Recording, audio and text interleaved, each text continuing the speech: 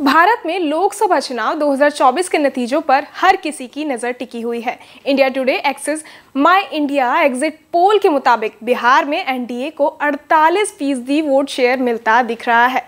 वहीं India block को 42% vote share मिलने की उम्मीद है। अगर सीटों की बात की जाए तो एनडीए को 29 से 33 सीटें मिल रही हैं, जो पिछले चुनावी नतीजों के मुताबिक लगभग 6 से 7 सीटों की गिरावट हो सकती है। वहीं इंडिया ब्लॉक को 7 से 10 सीट मिलने की उम्मीद है। एग्जिट पोल के मुताबिक सूबे में पाटलिपुत्र सीट पर कांटे की टक्कर है। इस सीट पर आरजेडी कैंडिडेट मीसा भारती बनाम बीजेपी के रामकृपाल यादव के बीच लड़ाई है, लेकिन माहौल मीसा भारती के पक्ष में बनता नजर आ रहा है। पाटलिपुत्र बिहार की राजधानी पटना की 2 लोकसभा सीटों में से एक है। पाटलिपुत्र की लड़ाई अहम इसलिए हो जाती है कि यहां से आरजेडी सुप्रीमो लालू यादव की बड़ी बेटी मीसा भारती एक बार फिर चुनावी मैदान में है। उनका मुकाबला मौजूदा बीजेपी सांसद और एनडीए उम्मीदवार रामकृपाल यादव से है।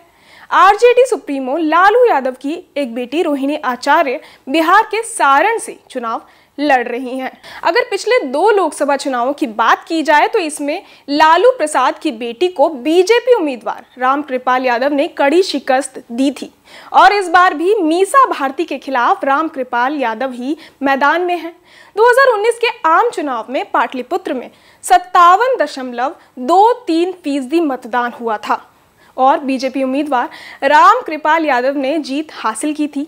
2014 के आम चुनाव में भी बीजेपी के रामकृपाल यादव ने पाटलिपुत्र सीट भी जीती थी। वहीं 2009 के आम चुनाव में पाटलिपुत्र निर्वाचन क्षेत्र से जेडीयू के रंजन प्रसाद यादव ने जीत हासिल की थी।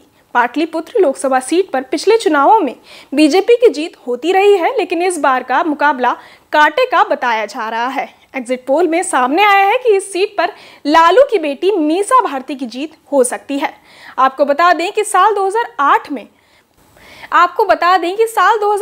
में परिसीमन के बाद पटना की लोकसभा सीट को 2 हिस्सों में बांटा गया था, एक पटना साहिब और दूसरी पाटलिपुत्र। पाटलिपुत्र के अंतर्गत पटना जिले के ग्रामीण क्षेत्र खासकर पश्चिमी इलाके आते हैं।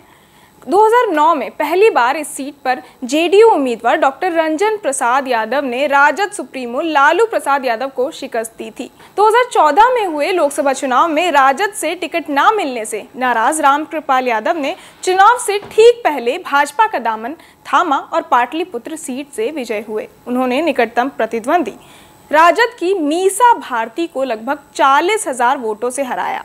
इसके बाद 2019 में रामकृपाल यादव ने फिर से मीसा भारती को हराया। बहरहाल, आप क्या कुछ सोचते हैं हमें कमेंट बॉक्स में ज़रूर बताएं और ऐसी तमाम खबरों के लिए सब्सक्राइब करें न्यूज़ नेशन।